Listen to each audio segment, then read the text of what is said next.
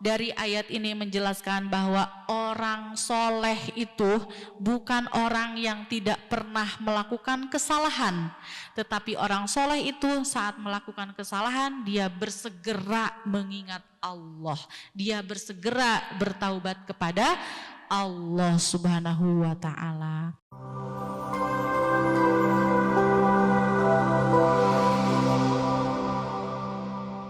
Yang terakhir adalah walladzina idza fa'alu fahishatan aw dzalamu anfusahum dzakarullah fastaghfiru lidzunubihim wa may yaghfiru dzunuba illallah. Dan yang keempat adalah orang-orang yang saat melakukan dosa, melakukan kezaliman, dia bersegera mengingat Allah, dia bersegera bertaubat kepada Allah. Dari ayat ini menjelaskan bahwa orang soleh itu bukan orang yang tidak pernah melakukan kesalahan, tetapi orang soleh itu saat melakukan kesalahan dia bersegera mengingat Allah, dia bersegera bertaubat kepada Allah Subhanahu wa Ta'ala. Maka 4 kriteria ini di ayat yang terakhir dijelaskan tempatnya di surga. Itu ya Bu ya, Masya Allah. Mudah-mudahan kita semua Allah mudahkan mengikuti apa yang Allah jelaskan ya. Penghuni surga itu ciri-cirinya seperti itu. Mulai introspeksi diri kita masing-masing. Sudah dekatkah kita? Apakah ciri-ciri itu ada di dalam hati kita? Saat ada mulai gesekan antar teman ya di santri, mulai itu gesekan itu dimanapun pasti ada, dengan siapapun pasti ada. Contoh misalnya di sini adalah sedang musuhan, pengen pindah ke pondok lain, belum tentu di sana di mana-mana juga pasti ada pergesekan antar santri, antar ibu-ibu, antar tetangga, sama siapapun kita tidak akan mungkin luput dari permasalahan. Gak ada satu tempat pun yang full, nyaman, enak, gak pernah musuhan, soleh semuanya, gak ada. Pasti ada ya. Jadi itu nyebelin ya, memang ujian untuk kita. Saat ada orang yang nyebelin ya itu untuk latihan agar kita bisa mengikuti kriteria-kriteria penghuni surga yang disebutkan dalam Al-Quran, dalam Quran surah Ali Imran ayat 133 sampai 135. Mudah-mudahan Ali Imran 133 sampai 135 ini menjadi pedoman, pegangan untuk kita, untuk mengerem saat kita marah, untuk menjadi mengerem saat kita ingin balas dendam, apalagi ya, naudzubillah, agar mudah memaafkan kesalahan orang lain. Itu saja mungkin ya hari ini. Ini sesungguhnya nasihat untuk diri saya sendiri dan untuk kita semua yang ada di sini. Mudah-mudahan dijauhkan dari sifat pelit, dijauhkan dari sifat yang meledak-ledak emosinya, dijauhkan dari sifat dendam yang sulit memaafkan kesalahan orang lain, dan dijauhkan dari menunda-nunda taubat.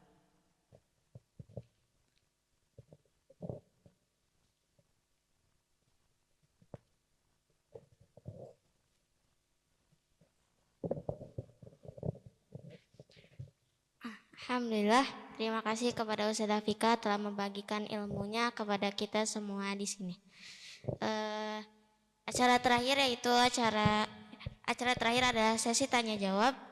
Barangkali ada ibu-ibu atau teteh-teteh yang ingin bertanya terkait materi yang tadi telah disampaikan.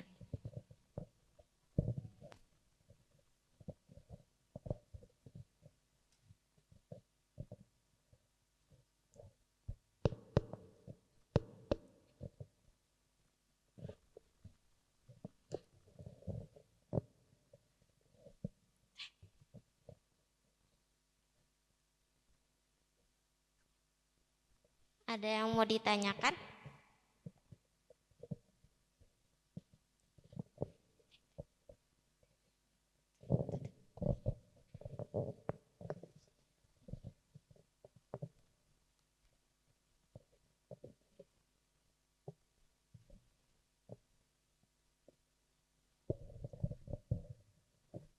Assalamualaikum warahmatullahi wabarakatuh.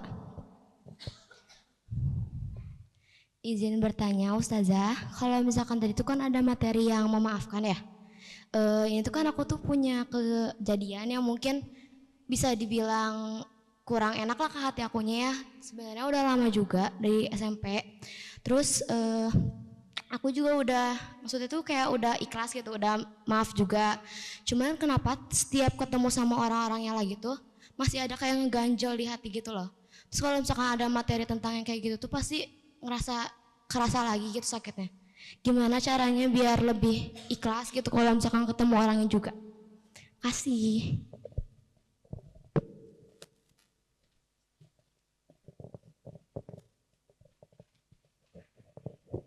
Masya Allah ya, pertanyaannya bagus. Masih kecil juga ya kayaknya adek. Iya, masih SMA kelas 1. Masya Allah, SMA kelas 1 tapi sudah luar biasa ya. Tentu dengan izin Allah, Allah membimbing adek ya sampai bisa sampai di tempat ini, barokallah.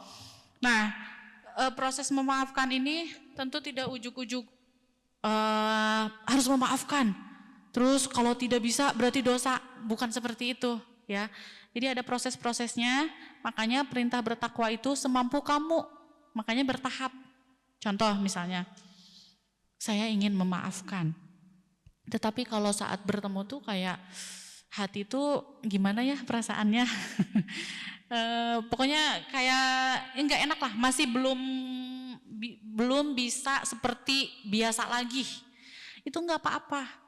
Makanya kan kenapa kalau misalnya sekiranya ada orang-orang yang kalau kita melihat statusnya kita jadi gak enak, jangan dilihat aja, di private juga boleh, atau kita hapus dari kontak juga nggak apa-apa. Kalau sekiranya orang-orang yang dalam hati kita ya bisa dibilang mengganggu lah gitu, jadi mengotori hati, kita menjauh dulu untuk sementara waktu, itu tidak apa-apa, bukan memutus silaturahmi. Daripada misalnya kalau kita bertemu jadinya ya gitulah, mengotori hati lagi. Maka untuk kedamaian hati, untuk terjaganya agar hati kita tetap sehat, menjauh dulu sebentar sampai nanti Allah sendiri kayak yang membuat kita akhirnya bisa betul-betul 100% memaafkan. Yang penting usaha dulu ya, tadi sudah memaafkan itu sudah luar biasa, tapi kenapa ya kalau ketemu nggak apa-apa. Yang penting yang dilihat oleh Allah itu kan usaha kita, yang nggak boleh itu pokoknya tidak ada pintu maaf buat dia, itu yang nggak boleh. Pokoknya aku nggak mau lah maafin dia, wah dia tuh udah kejam banget, nah itu yang nggak boleh, itu udah sama sekali nggak ada niat untuk memaafkan kalau begitu. Tapi kalau berjuang, nanti sedikit-sedikit Allah perlihatkan hasilnya. Karena kalau kita menginginkan kebaikan, maka akan Allah turunkan pertolongannya. Gitu, jadi nggak apa-apa ya. Kalau bertemu masih nggak enak. Ada lagi?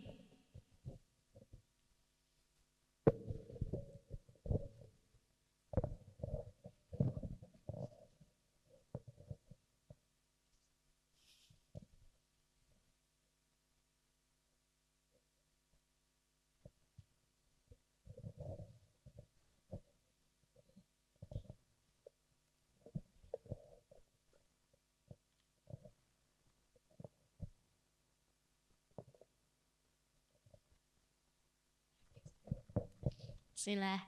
Assalamualaikum Ustazah. Waalaikumsalam warahmatullahi. Sedikit nyambung sama yang tadi sebelumnya. Kalau misalkan ada orang yang kita ketemu orang terus beliau tuh tidak sengaja sama nggak sadar juga sudah buat kita tuh sakit hati gitu. Nah tapi kitanya memaafkan gitu. Nah apakah kita harus bilang ke orang tersebut bahwa kita tuh tadi tuh sakit hati tapi udah dimaafin gitu untuk istilahnya kayak menyelamatkan dia gitu dari dosa tadi begitu. Ya, Masya Allah ya.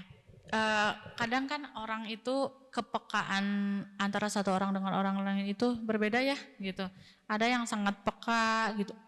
kayaknya saya tadi keceplosan deh, kayaknya saya tadi bikin dia sakit hati deh. Ada yang begitu. Ada juga yang udah lempeng, sering banget nyakitin, tapi dia malah nggak ngerasa gitu ya. Tapi kalau udah memaafkan, ya sudahlah, alhamdulillah. Tapi itu Masya Allah bagus pertanyaannya, agar menyelamatkan dari dosa yang tadi gitu ya. Boleh kalau kita lihat orangnya, kalau orangnya open gitu ya, dia terbuka, kita sampaikan, apalagi kita deket, ya kita sampaikan aja, kamu nggak boleh loh kayak gini, kamu harus sedikit-sedikit belajar, peka, jangan terlalu cuek.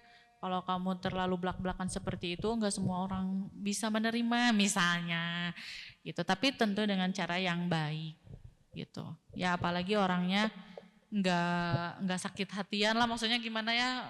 Pastilah dia mah menerima, ya disampaikan aja untuk kebaikan.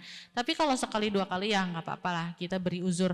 Misalnya banyak sekali yang sakit hati dia sama dia, terus dia nggak nyadar, nah itu harus dikasih tahu sama sahabat terdekatnya dengan cara yang baik, gitu ya.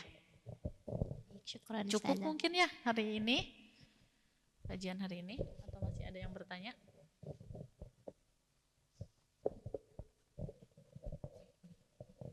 Masya Allah ya, saya senang lihat santri-santri Al-Fat ini. Masya Allah, barakallah. Hafalannya luar biasa, akhlaknya juga sopan-sopan. Ada lagi? Oh udah ya? Ah ya, alhamdulillah sudah hampir jam 11 ya.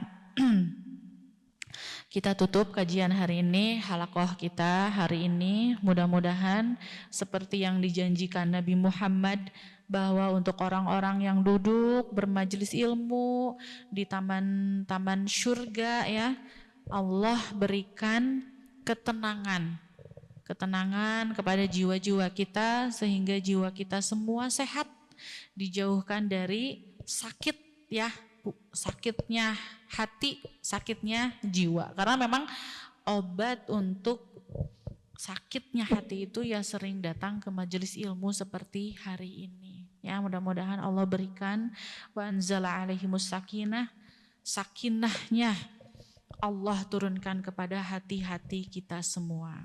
Kita tutup kajian kita hari ini dengan doa alhamdulillahirabbil alamin, astaghfirullahaladzim, astaghfirullahaladzim, astaghfirullahaladzim, subhanakallahumma wa bihamdika asyhadu an la ilaha illa anta astaghfiruka wa atubu ilaik.